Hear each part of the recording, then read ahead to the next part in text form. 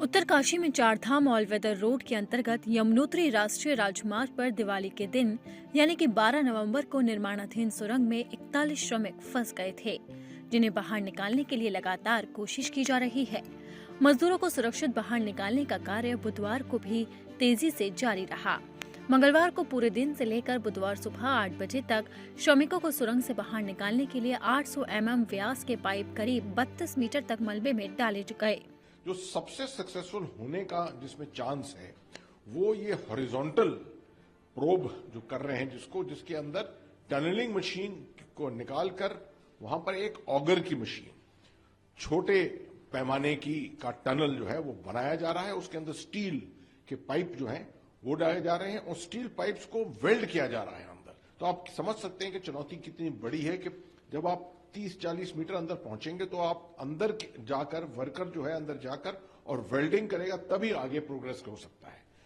ये तकरीबन 16 नवंबर तक ये प्रोग्रेस काफी अच्छा था, 22-23 मीटर पहुंच गए थे, मगर उसके बाद उस इलाके में कुछ थरथराहट हुई, जिसकी वजह से सिक्योरिटी पर थोड़ा बाधा आई।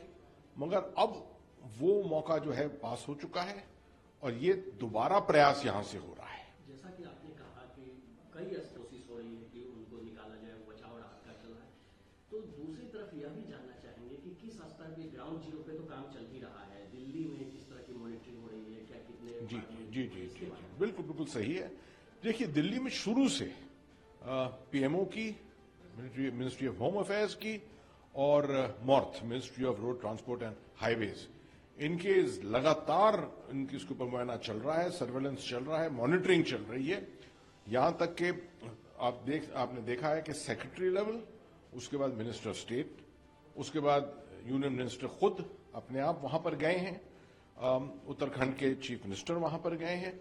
लगातार जो भी असल में जो कुछ कर सकता है, इन्फ्लुएंस कर सकता है, वो वहां पर जा चुका है। और एक्सपर्ट्स पूरे देश से, और मैंने बताया आपको, दुनिया से वहां पर लाए हैं। कोई ऐसा साधन नहीं छोड़ा है जो अवेलेबल हो कहीं और जिसको हम इस्तेमाल कर सकते हैं। एयरफोर्स के जरिए बड़ी बड़ी मशीनें हीराकुद से, इंदौर से, मुंबई से, अलग अलग जगहों से आ रही हैं। रेलवे बोर्ड ने रेलवेज को एक ग्रीन कॉरिडोर देकर, आप समझिए कि रेल के ऊपर रखकर बड़ा बड़ा इक्विपमेंट जो है उसको मूव किया है देहरादून के लिए और ऋषिकेश के लिए। वहां से इनको लाद कर और ऊपर इस इलाके में लाया जा रहा है। ये बहुत बड़ी चुनौती है क्योंकि ये सड़कें, यहां पर पहाड़ी इलाका है और सड़कें नैरो सड़कें हैं, तो इसमें वक्त लगेगा।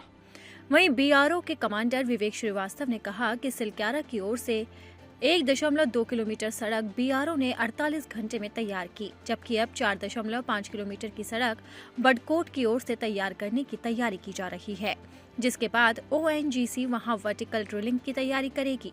आपको बता दें कि आज 11वें दिन भी रेस्क्यू ऑपरेशन जारी है। देश के कोने कोने से मशीनों को एयरलिफ्ट किया गया है और उत्तरकाशी में दिन रात ड्रिलिंग का काम जारी है, जिससे कि मजदूरों को जल्द से जल्द बाहर निकाला जा सके। अब प्रशासन तो पूरी तरीके से तैयारी कर रहा है, लेकिन देखना होगा कि कब तक मजदूरों को राहत की सांस मिलती है और कब तक वो फंसे सुरंग से बाहर आते हैं।